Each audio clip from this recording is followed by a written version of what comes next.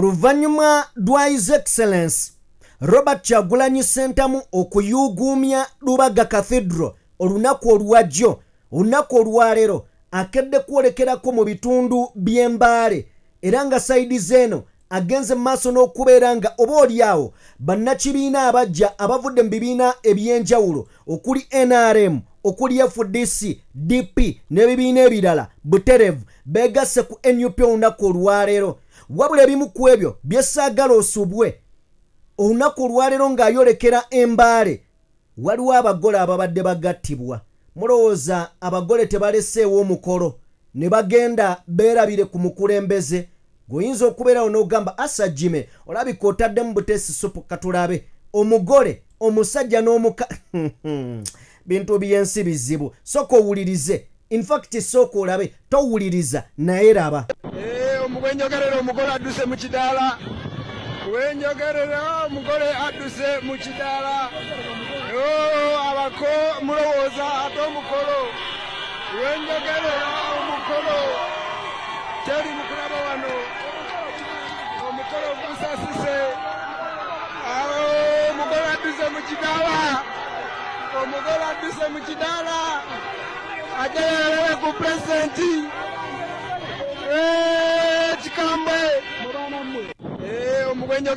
Buterevu nnyo kakati omugole bw'amala okudduka mu kidaala ebiddako kyesimanyi abasigaddewo babadde basigadde kukola ki?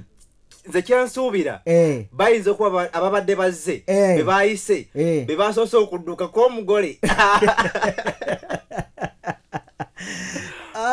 newe obeera ggwe pulezidenti ayitawo. Twebuuzeemu omugole omusajja n'omukazi ani asoose okusituka mu katebe ke? Mugole mukazi era bw'asituse omusajja alowoozezza ki? Ateeka kuba abadde musajja lwansonga abasajja be baagala nnyo omukulembeze okumulaba ennyo omukazi ayinza okwegumya. Okay, buterevu twagala kubeera nga tujja tusobole okubeera nga tutindiga amawulire mangi ge tubaleetedde olunaku olwalyo katukole bwe tuti then ate tukome.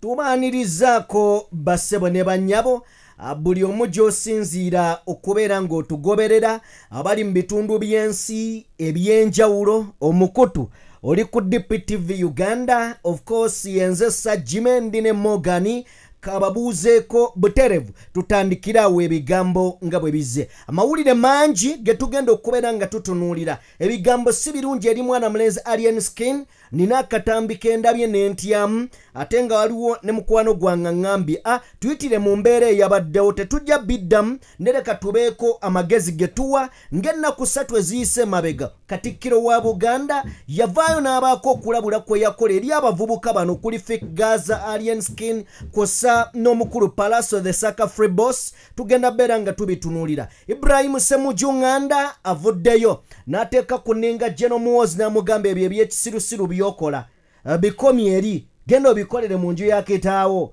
tobireeta. Ibrahim Ssemujju Nganda okugaana okuyimbula mukama we Dr. Kanokiza Besigye kimujje mu mbeera. Mu ngeri yemu waliwo omwami oba omulenzi asse munne dwa nnusu 100 lwasa 100 awo ensi weetuuse. So byonna tugenda beera nga tubitunuulira wakati mu bunene n'obugazi bwabyo. Buuza ku bantu tusimbule embalaasi. Okay, abalabi ba DPTV Uganda mwenna gye musinziira okubeera nga mugoberera nange nyongera nnyo okulabika nti nno mbabuuzaako. Morgan Keys nzaaliwo ne Sajjime olunaku luno olwaleero. Okay, buterevu nnyo ewatali kubeera nga tukulwisa tukkirize atukkirire mu bigambo nga bwe bizze. Twagala kubeera nga tutandikira ddala n'embeera eyabadde enzibu ennyo olunaku olwajjo era mu bitundu ebyebusoga eyo. Omukulu amanyiddwa nga Alien Skin yeeyita top 10 bamuwanudde top 10 olowooza ate face tebagitaddemu ekinamba tekisoboka nga Ibula Kabadia waali Ibula Kabadia ne komanda Mudogo kati soke tumala okubeera nga tutunuulira biki oba olyawo ebikulu byenjagala tutunuulire mu nsonga eno ya Alien Skin ndowooza His Excellence agira addako ebbali then tufune Alien Skin buterevu tutandikirawo okubeera nga abantu balombojjera biki oba olyawo ebyenjawulo era ebikuuno ebiri ku saidi zeeno mbadde no Saturday ekitalo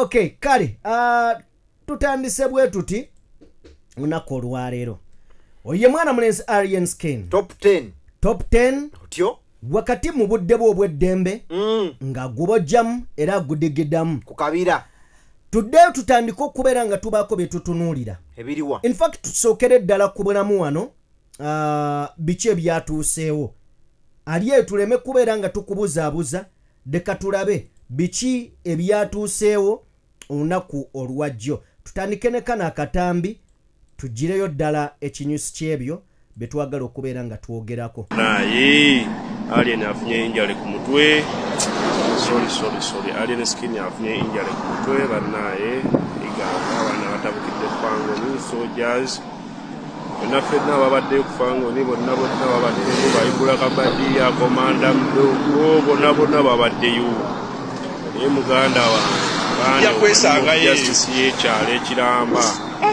embaba meka muganda Alien Skin afunye injale ku mutwe bannaye Alien Skin afunye injale ku mutwe tumusabire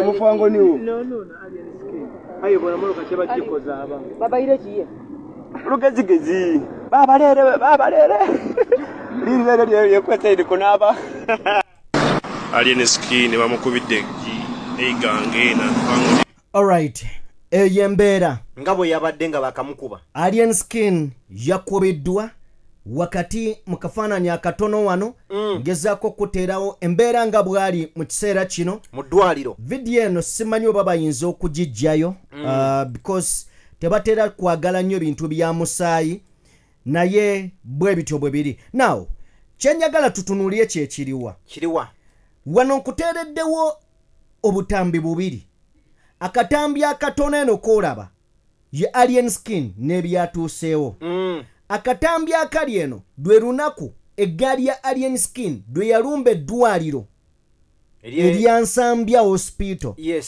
ne bakuba ne bakola byonna bye baakola however much gavumenti oba abakulu mu gavumenti bava ne babaakinga Alien Skin ku kino ekintu naye nga ffenna tukimanyi nti yakuba abasawo n'ebyagenda mu maaso byagenda mu maaso nakukamiza abasawo b'eggwanga ku ttaka okitegedde so bwe tuba tuvudde awo tugenda ku sinaliyo ey'okubiri yaliwo wakati wa Alien Skin ne NUP akatambi ke tugenda mu maaso n'okuba nga tulaba ku screen kolaba mu bbulu ne kale endala weewo nga balumbye ekitebe kya NUP tusooke tuwulirize ebyaliwo olunaku olwo na biki bye baakola then tujje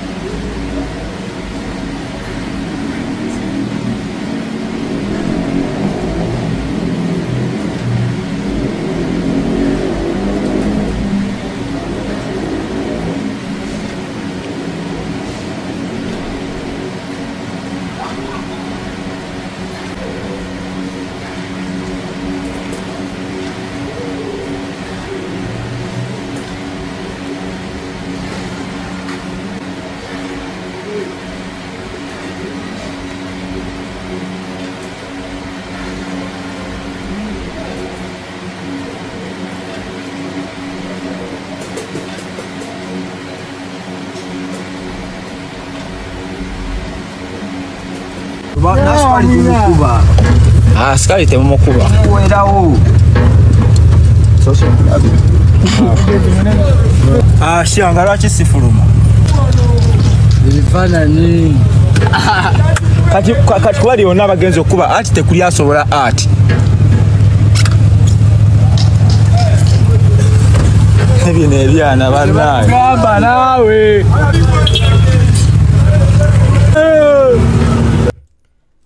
okay embeera bwetyo nga basiiga ekitebe oyinza okwebuuza lwaki ndeese obutambi buno naye buzze lwa nsonga emirundi mingi ensi etuwa omukisa naye nga bwe tumanyi nti omukisa tegukolwa muzungu nti ojja kgenda olamuza omulala kiringa obulamu bwe bugenda teriiyo bulala tebudda once wokkirira oba ogenze now omuvubuka ono Alien Skin emirundi mingi alabiddwako ng'agugulana ndeeso katambi ka NUP nendeetaako eddwaliro because bino ebintu babitaddemu bibiina bya bufuzi era nalabye abamu nga balina posti gye bali mu kutambuza ndowooza ya mubaka oba chairman LC5 weeyo nga bagamba mbu oluvannyuma lw'okuba Alien Skin ono yazze n'awandiika ku mukutu gwe n'agamba nti Alien Skin kabakube kookirabe yiganga busoga si mmere kyabaddeawo bwe kityo then abantu obadde bakwata posti eyo nga bagamba nti kyabulabe nnyo okubeera nga omukulembeze gwowagira violence eno naye nga ffe twalaba Alien Skin eyalumba ekitebe eky'ekibiina ky'ebyobufuzi ekiwandiise mu mateeka ekibiina ekyo ekigambibwa okuba ekyokubiri kubanga tulina NRM yeri mu buyinza NUP ye leading opposition kibiina kyakubiri gwe n'okirumba n'otandika okukola by'olina okukola ate n'odda ku mikutu ne weewaana nga bwe wakisiize n'otandika okukola bwe baba baagala nyinza n'okudda enkya mwagambye nazze kiro nzira emisana adde so omuvubuka ono azze akola ebintu ebitalina makulu olunaku olwajja bwe yagenze eyo eyiganga ebusoga eyo yatuuse bulungi otyo ne bamuwaniriza abawagizi be aba alien aba balina abatono oba abangi era n'atandika okuperforminga kivulu kyabadde kya NRM era nalabyewo abantu Robina Nabbanja nalabyewo omukyala amanyiddwa nga Rachel Magoola ne namulabyeko n'abantu abalala bangi Alien n'ayimba oli ku mukolo gwa NRM oli mu kusojja Bobi Wine tolaba nti waliwo abantu abalina ekizibu ku mitwe ng'okola kabampaano oli mu kusojja kyova bagobye kagabo genda oli ku mukolo gwa NRM oli mu kwogera ku Bobi Wine lwaki toyogera ku byoyagala mukolera abantu dhani okusojja gwe Alien bakututte kuyimba kuyimba kubeera ennyimba ze zirimu ebigambo bitegerekeka lwaki osojjogola Bobi Wine King ayimba ennyimba z'enkyukakyuka wali omuwuliddeko ng'asojjogola mu 7 ku stage okitegedde era yayimba nnyimba z'akamwanyi kaaliwo ayogera ku bikyamu tayogera ku muntu tamumentioninga nti gundi so bwe bakutwala okuyimba yimba kola gukututte naye okulumba omuntu tukkirize nze nabagamba nti ebibiina by'ebyobufuzi nzikiriza waliwo omuntu nga bw'okwata ku Bobi Wine n'oyogera ku NUP ebyaddala nga wulya n'omutima gwagala kuvaamu eri omuntu nga ye bw'awulya ng'ovumye NRM awulira afa nga bw'akusinkana ayinza n'okuyisaamu ekiso kituufu lwansonga nti kyakkiririzaamu ekyo kyakkiririzaamu ate awulira nga kyekyo so tuwe respect ebyo bye tutakkiririzaamu Alien Skin simukkiririzaamu naye waddembe okukola ebintu bye nze atabyagala sijja gendayo n'ennyimba ze bwe mbasizaga sijja ziwuliriza you understand sijja kubiwuliriza tebirina makulu kituufu kunze ne waliwo aziwulya nawulya nga nemmeemesse kakati Alien twamulabula ku bizibu ebiyinza okujja nti omanyira abantu olunaku lujjako era ku makya osanga abantu bajja kukukuba ate ye top 10 Aina n'abamukuma muganda. Aina amagye ssebo. Ya aina amagye tayina bubeezi. Abo abaana boolaba bajjuliyo abo bagirako bugizi. Aina amagye agamukuma. Aina amagye. Alien aina amagye. Now, bibadde atolooza bubadde buli awo. Nga alien skin abaana bamwambula. Nga amagye tegaliwo. Ate munnaye muli 15. Kiri kyalo kiramba. Koti y'ekyalo etudde. Ogenda kuba ki? Kakati waliwo ebigambo bya Katikkiro wano byabagamba njagala tubiwulirizeeko. Ebigambo bya Katikkiro bikulu nnyo azze abigamba abantu ab'enjawulo. N'ekivubuka kino ki alien. Nakyo mwekiri. Bakola effujjo baba basiba Vic Gaza. Mwana muto ayina ekitone bali awo bekola ebintu ntu abantu babajjamu amannyo bababba n'oli omulenzi omulala ow'emmamba balwana ne kwegamba ow'emmamba agamba Mulwana. Patrick Mulwana ye alien skin. Yes. Mulwana yeddira mamba. Ya kati bali mwana bano abavubuka bano naye abantu okubyaleyo gye bagenda mutuyambe mukole nga abeebusoga. Komiti y'ekyalo etuule. Temukuba kutta. Mukube kuyigiriza na kusomesa. Kati basomeseza. Bamuwadde essomo. Top 10 ayongereko ku ggaali. Kati bwatyo bwali wuzi ze ziri mu kukyuka. Ebyekisiru ebyekiralu ebyekijege ebyekidongo. So bwatyo bwali twagala kubeera nga tumuvaako then bwe tuba nga tumuvuddeko mutukkirize tuddeyo kutunuulira President Robert Mitembo Kyagulanyi Ssentamu. Alien skin tumuleke cause ebibye byebyo tayina nnyo kisukkaawo. Se mu bubi yoyo gwe tumanyi wa bulijjo tayina nnyo kisukkaawo ate kati agenda kukola ki ekirala tewali. Agenda kuddaawo emmotoka bagaggabe gavumenti egenda zitereeza tayina loosi. Bwe tuba nga tuvuddeko eyo ffenna tukimanyi nti eggwanga liri mu kwetegeekerera akalulu ka 2026 era ng'akeetegeekerero kangi nnyo mu bibiina by'ebyobufuzi byonna. Wakati mu keetegeekerero waliwo amawulire agayinza okukaabya mwami Museveni. Waliwo omwami munnansi liwa ggwanga lya America amanyiddwa nga Kenneth Ruth, musajja mulwanirizi wa ddembe, munnamateeka era yaliko executive director wa Human Rights Watch mu nsi yonna. Musajja mukulu mu myaka, yazaalibwa September 23, 1955, kimuleeta ku myaka egy'obukulu nga 69. Musajja mukulu ono yavuddeyo emirundi mingi azze yeenyigira mu by'obukulembeze oba mu by'obufuzi by'eggwanga Uganda era ng'azze ayimirira ku sayidi ya Robert Kyagulanyi Ssentamu kuviira ddala eri mu 2018 mwami Museveni lwe yalumba Bobi Wine okwagala okumujjambula mu bwensi eno. Omukulu ono n'avaayo n'ateekawo omubiri nnyo n'amaanyi. Emirundi mingi azze alabibwako ate nga muntu w'amaanyi okwetooloola ensi. Azze abaako abantu bajojobya okuli abakulembeze b'amawanga era nga awandiika ebintu eby'enjawulo. Ne ku guno omulundi yavuddeyo n'ateeka General Museveni ku nninga. Bwe yavuddeyo n'agamba nti mwami Museveni akozesa violence, akozesa dirty tricks oba obukodyo obubi obutali bulungi okugenda against Robert Kyagulanyi Ssentamu n'abawagizi be.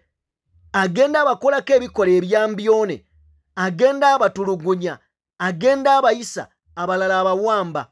Omukulu ono yavuddeyo n'agamba nti oluvannyuma lwa Robert Kyagulanyi Ssentamu okuvaayo n'alangirira nti butereevu agenda kwesimba mu kalulu ka 2026 era nga bino yabyogedde asinziira ku mukutu ogw'amawulire ogumanyiddwa nga The Guardian. Mpuliriza, omukulu ono yagambye nti ewatali kulonzalonza tugenda kubeera nga tubackinga Bobi Wine, tugenda beera nga tubackinga Robert Kyagulanyi Ssentamu.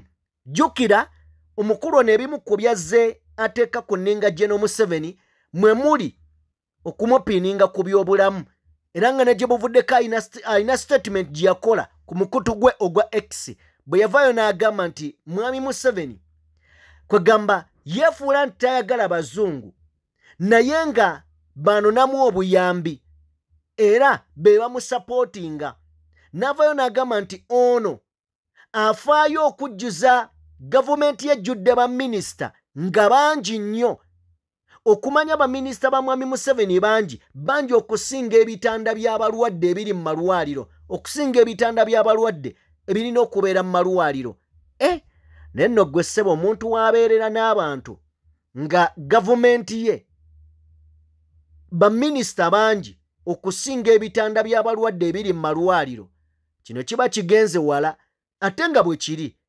wano buli lukya bongera kuba minisita bongera kuba MP bongera kubaani tebafaayo bigenda mu maaso na biddako so omukulu ono aweze okubeera nga basapootinga Bobi Wine gwe wenna mpuliriza kino kitegeeza ki kitegeeza okubeera nga Bobi Wine agenda kuba n'obukuumi obumala bukuumi ki obusinga obukuumi bw'amawulire era nga kino kyateeka mwami Museveni ku bunkenke mu kalulu akawedde ebitagambika olw'ensonga buli kiyagezangako okukola mbonnambiro nga kituukira ku mikutu gy'amawulire mu nsi yonna era bwe twava mu kalulu yawalirizibwa okuteekawo ekitongole okuteekawo akakiiko kagende mu maaso n'okubeera nga kanoonyereza lwaki Bobi Wine yabadde w'amaanyi mu kalulu akawedde lwaki emikutu gy'amawulire mu nsi yonna gyamugoberera jjukira yalinako abasajja okuli munnamateeka we oli Robert Amsterdam then noono omukulu yaliwo nnyo kakati nga tusembera 2026 omukulu akomyewo agamba back in action Bobi Wine kalangiridde nti akomawo leka tumuyambe okubeera nga tujjako mukadde ono ow'emyaka 8 alinga atakuwa bukulembeze tuyambeko Bobi Wine okutuukiriza ebiruubirirwa kakati awo gwe wa NUP bw'otatayipinga yes bw'otabaako ky'oyogera okuggyako nga struggle giryamu buli lukwe likinga video yaffe mukwano gwange gwe giteekeko ekigalo osirike bingi ojja kubeera ng'obimanya genda mu maaso n'okubeera ng'osubscribinga yani ye mukulu amanyiddwa nga Kenneth Rothe era nga munnamateeka mulwanirizi wa ddembe okwetoloola ensi yonna kale nno nga tugenda mu kalulu ka 2026 tulengerera ddala nga abagenda okuyambako omukulembeze bo weebali batandise okubeera nga bava kino kikankanya mwami Museveni empale n'ebisuluwale kale buterevu nnyo nzikiriza nawe tuveewo tusobole okubeera nga tweyongerayo lunaku olwaleero otyo His Excellency asinzidde mu bitundu by'Iganga bw'atyo n'ayingiza abantu abapya mu kibiina bapya bupya bano bavudde mu bibiina ebyobufuzi ebirala okubadde NRM okubadde DP Democratic Party okubadde FDC begasse ku NUP tubasaba okuludde leero wakategedde kakati katusooke tuli akatambi obeeko kyotugamba nange nina byenjagala okugamba sebo mpuuga tujja tonna tuwona tujja katusooke tuwulirize ebifa ate eno then tujja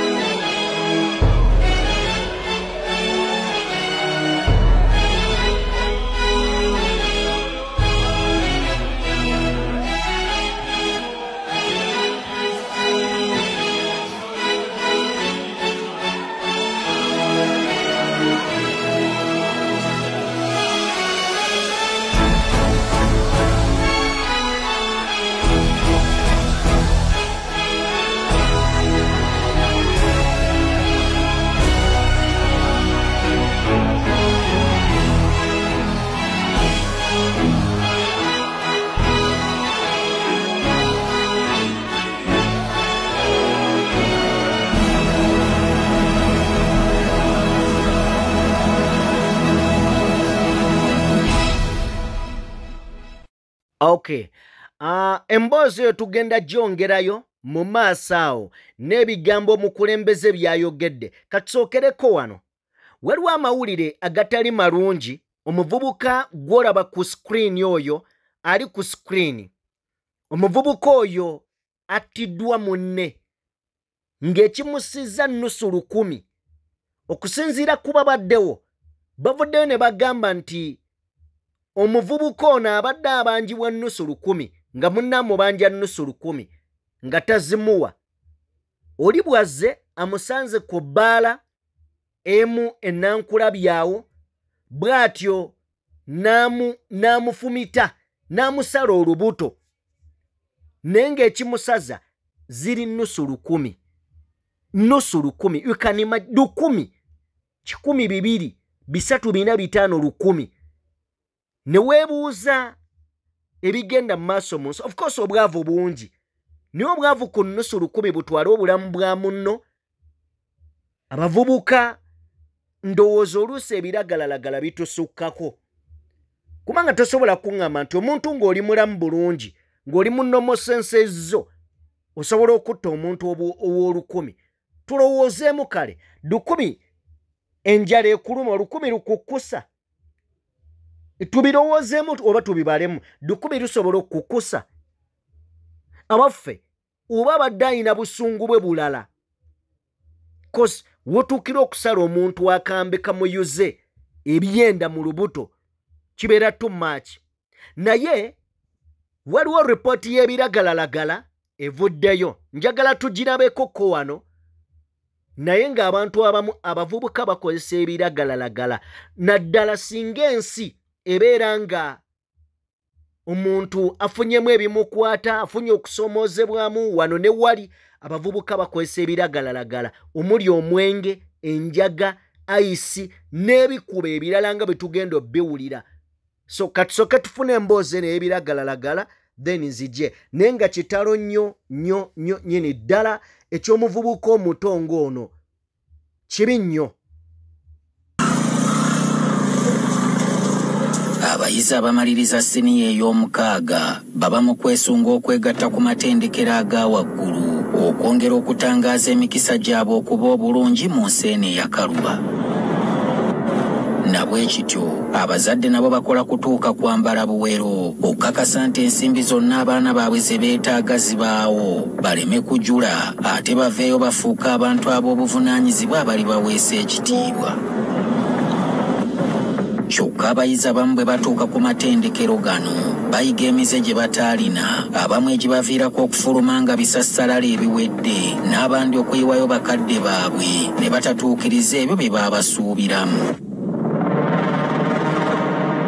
Ng'oggyeko omwenge, enjaga n'ebiragalalagala ebirala bye bimu ku bintu ebisinza okumaamira amatendekero ga Uganda, era ng'eno eyingizibwayo abantu abaakazibwako ba plugs, nga mu bo mwe muli n'abagirima abatera okwenyigiramu. Tuludde ebbanga nga tubwamye munda ne wabweru wa ssettendekero Makerere okuzuula buti enjaga eno bweyingira, ani agireeta, baani baaguza era bafunamu batya. Okunoonyereza kwaffe kwakizudde nti bakayungirizi bano basiisira nnyo mu bifo nga Kivvulu, Kikoni ne Naakulabye. Ebiseera bingi bano nabo baba bayizi nga be basisinkana bakayungiriza abakulu mu bifo by'ebidandali oba endongo, ebbaala ez'amaanyi oba ku bisulo by'abayizi nga bwe batunda enjaga eno nabo bafunako enjawulo. Nate twakizudde nti eriyo n'abamu abakolera ku mitimbagano, gamba ng'omukutu gwa Snapchat okusobola okusaggula bakasitoma be banaaguza. Waliwo ebika by'ebiragalalagala ebisinga okwettanirwa abayizi nga marijuana, taaba n'ekiyitibwa methamphetamine ebisobola okunyonyoogera obulungi mu bwongo ne bibawo okukyamuka kwe beetaaga. Kyokka era waliwo abanyumirwa okukozesa ebiragala ebirala nga codeine, enjaga y'obuwunga ne ecstasy. Bw'oba toli mu kujjukujju oyinza obutamanya lulimi lwe beeyambisa, kubanga buli kika kirina erinnya eriwoomerera eryakituumibwa nga Stardadi, Purple Haze oba Bubu. Nkiwanga waali agadde okumanya ebbeeyi y'ebiragalalagala bino era babitundira mu bipimo ki. ekyakazibwako brown sugar oba enjaga y'obuwunga kiyite heroin buli paaka egula emitwalo 2 eno ejja esibiddwa mu bupapulapapula obutonotono era nga buli ttu lisobola okutwaliriza kagikozesa ennaku eziwerako. Methamphetamine abeera mu busawo obufaanana bwe buti nga wa mitwalo 7 so nga lwabuze ku katale agula n'emitwalo 7.5. Waliwo n'etambulira mu bwokulya obuyitibwa cookies giyite weed egula wakati w'15,000 n'omutwalo okusinziira ku bukwafu bwayo mu kuki mweteereddwa. Oluusi eno batera okugyeyambisa nga kasenda baguzi ne bagisalira ddala ebbeeyi okutuuka ku 3,000. Ebika ebirala bigula bwe biti mijaji ya 1,000, Cosmos ya 15,000 buli musokoto, nga Codeine agula emitwalo 2.5 buli chupa. Tabo omutabikemu ebirungo eyakazibwako erya Oris atandikira ku 15,000 era giramu ebirungo ebyenjawulo nga strawberry, double apple ne cherry, nga waliwo n'atabikibwamu ka menthol oba mint obutatama nnyo bamukommonta. Tulinawo ekika ekiyitibwa mushroom oba mash nga yo ya 1,000. Eno naye etera okugiramu ebirungo ebyenjawulo wabula kyetwazudde nti eva nnyo ku ttendekero lya Mbarara University olw'ettaka eggimu eriri mu kitundu ekyo kweddira obulungi. Ecstasy egula 15,000, morphine naye wa 15,000, scopolamine wa 1,000, kacaayi k'enjaayo keefunira ku 15,000 nga ne keeki ezirimu enjaga za 15,000 buli emu. Enjaga y'obuwunga eyitibwa cocaine eyakazibwako erya coke buli jiiko ya 40 eza kuno. Okumanya bano tebawena balina n'amafuta g'ennyonyi ge tumanyi nti gatera kunuusibwa baana ba mu nsi gotta nga go bagatunda 3,000. Wabula buli omu kye yeebuuza ebintu ng'amafuta g'ennyonyi mazima bivaawo okuyingira amatendekero. Abayizi abaganuusizzaako batubuulidde nti gano ga bulabe ddala singa omuntu aganuusa mu bungi. Omuyizi omu atubuulidde nti ebiragala ebimu eby'okwefumita empiso nga ecstasy bisobola n'okutta omuntu oba okumutabula omutwe singa aba abyeyambisizza mu bungi.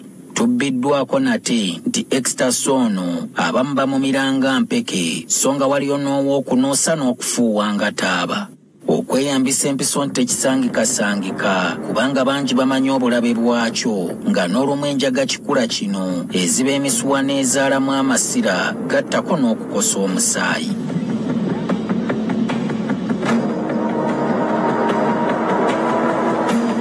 Ebiragala ebirala ebitandise okuganja mu bayizi b'amatendekero kyekyo ekiyitibwa scopolamine ekikenenulwa mu nsugga era nga bba abayizi bakyekalizaako lya devil's breath. Ebiragala bino byolaba bisobola okusuula katwewungu mu muntu mbu n'abamu ne beeyisa ng'ebimenke ne kibamalamu amaanyi n'okutandika okubeerabiza. Ate kavuna kigattibwamu morphine omuntu atuuka akaseera nga takyawulira yadde obulumi. Okwewala okubagwa mu buufu bakayungirizi b'ebiragalalagala bano nabo bagattamu obuyiiya ng'okugitambuliza mu kuki ze nakugambyeko. Womanyira nti kuki z'ogula zirimu enjaga ziba za bbeeyi etali ya bulijjo.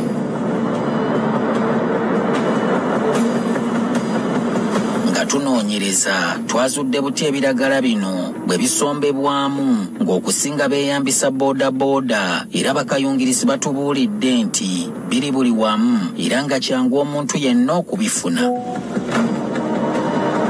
Poliisi yennyini ekakasa nti ebiragalalagala mu matendekero kizibu kyennyini. Our intelligence agencies have been picking information about university students who are using drugs, and more so very powerful drugs. As a way of policing and enforcement, we have made some arrests.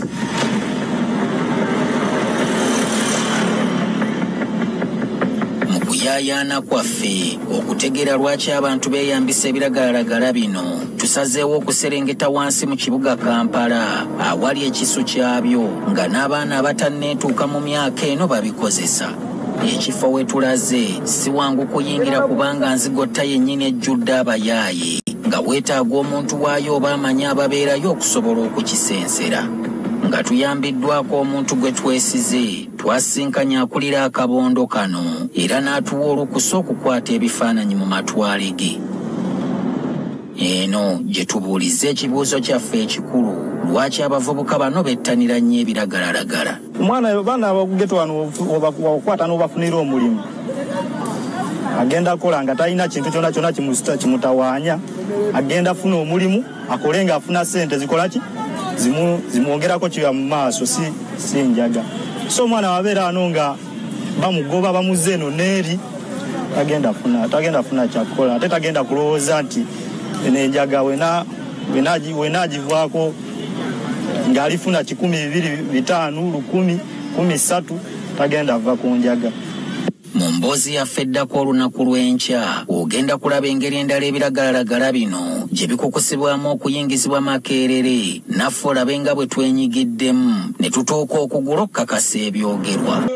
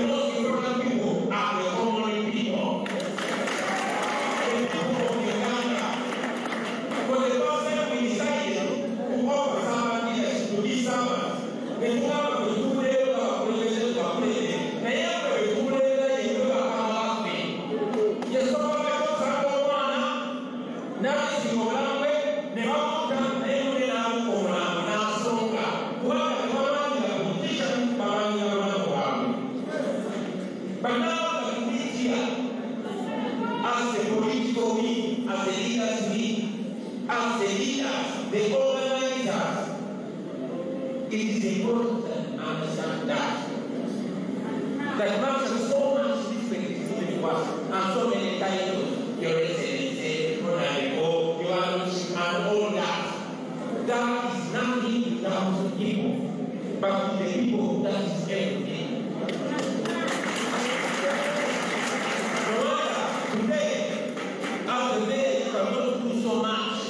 As the councillor, you cannot do so much. As the member of parliament, you cannot do so much. Why? Because our country is still under the firm grip of the leaders of all Muslims. This is not the government that they have. Because the government takes the lead in the government,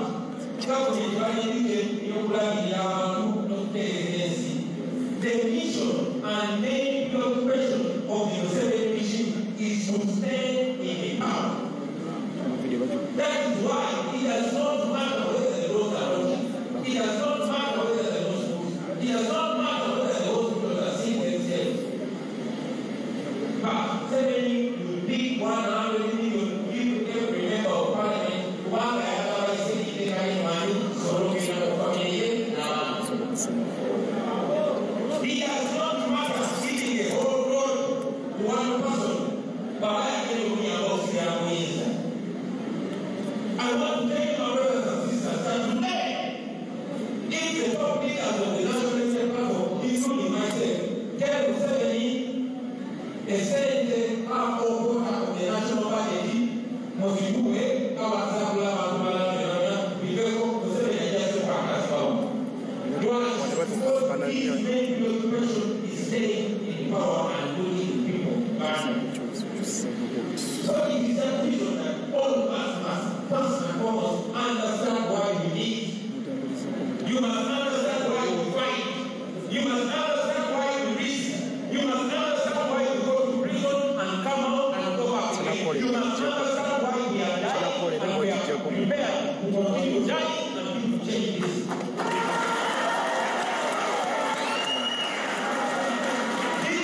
Very important for our leaders to know. While we are going to say for you, that you don't mind for you to go down.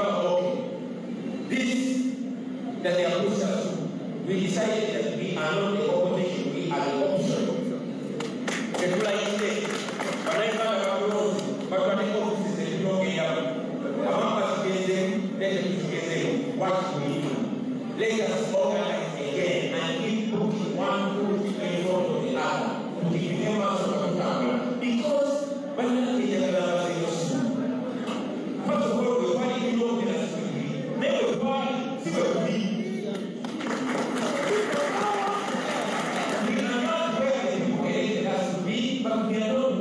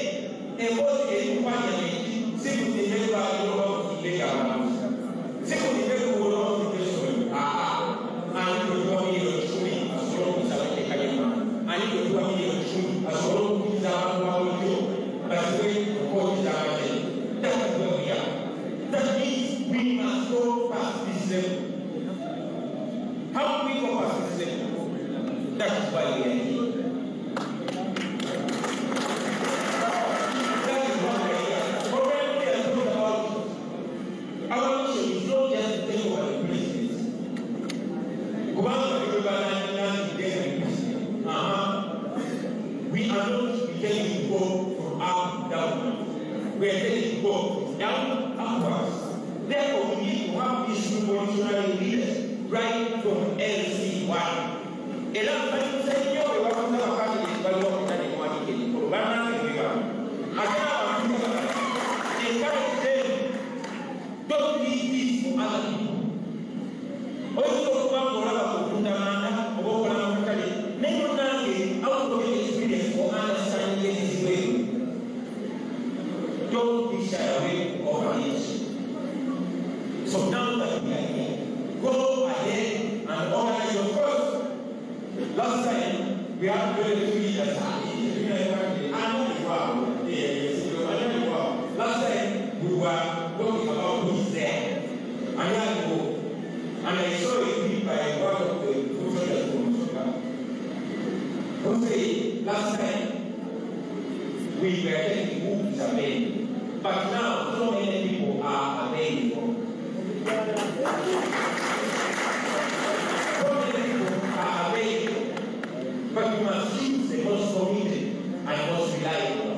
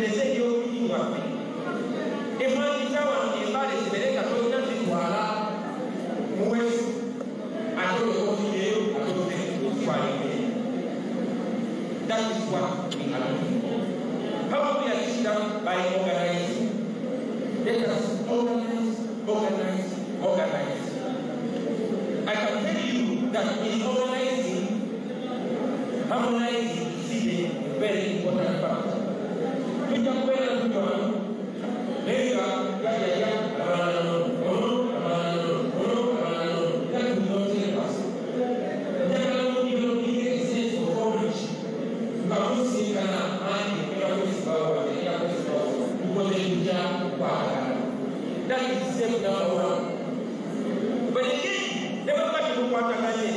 Be easy to get them one. I'm Kibaba Sateo, which way you are.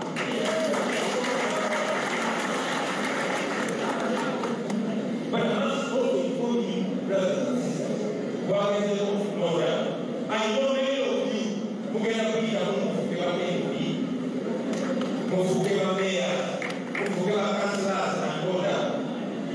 but that's not the reason. Museveni, Wabaka, but what you get Museveni, you are going to become another MP, again, together, in the center of the Gaza, or wherever. So we must vote Museveni. We are going to 2026. This vote called the protest vote. What is the protest vote? Our country open our Gaza.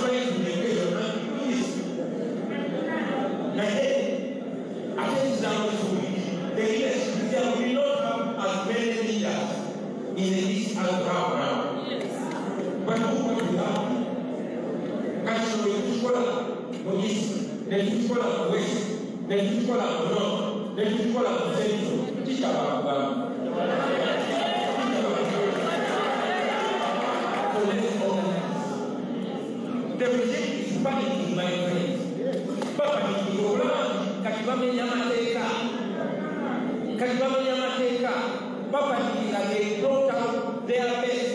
Katidamina Atambula from